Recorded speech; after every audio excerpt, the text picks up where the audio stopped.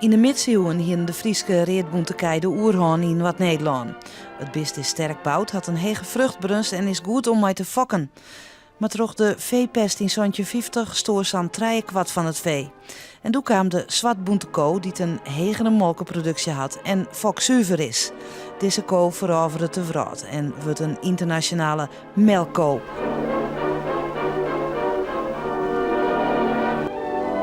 Van jongs af aan wordt de jeugd in de veehouderij betrokken.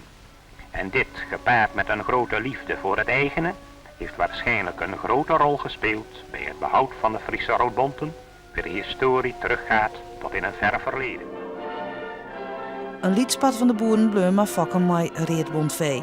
In 40 jaar zakken het tal van 2500 naar nog maar zontje in 1993. Dat het in deze tijd nog mogelijk is een dergelijke filmische reis te maken, danken wij aan de nijenmoed welke de voorstanders van het Friese roodbonte vee de laatste jaren hebben gekregen. De stichting Roodbond Fries Vee werd opgericht om het ras te redden.